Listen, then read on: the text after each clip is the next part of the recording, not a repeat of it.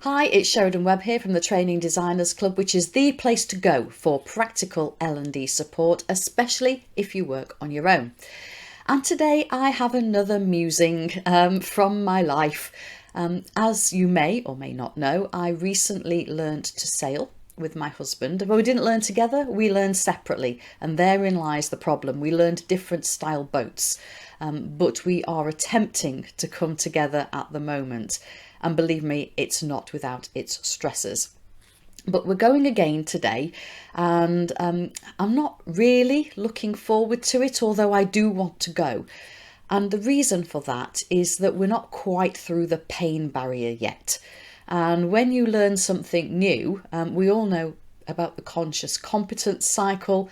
We've kind of almost been through that. I just about got to conscious competence, sailing with other ladies, and then went together with my husband, who learnt to sail with the men, learnt a different style, picked it up more quickly. And it's kind of knocked us both back a session. So now we're reminded of the things that we can't do. It's, we're having to teach each other. We're having to compensate for each other when we're not even that good ourselves. So it all feels a little bit painful right now. But once we are through that, I know that we're going to find it really enjoyable. And this is the musing, I think, really. We have to remember that whenever we're training people, they are going to go through a pain barrier.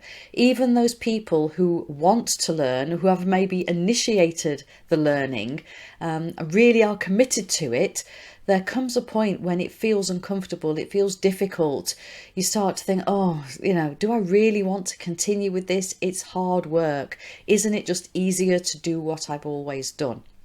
And at those times, we need to recognise that people need support. They may be so close to pushing through and making that change permanent. I feel that we're really close on the sailing, which is why I'm going tonight. But you have to keep persevering, and if you're in a position to provide help to those people, whether that is direct help through coaching, through additional meetings with them, or whether it's something that you can do from a distance by just sending messages in a community, by giving them additional resources, by just celebrating their success.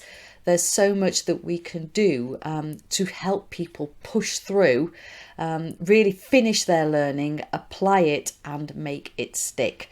So not so much a training design musing today, just an observation about learning. And I hope you found that insightful.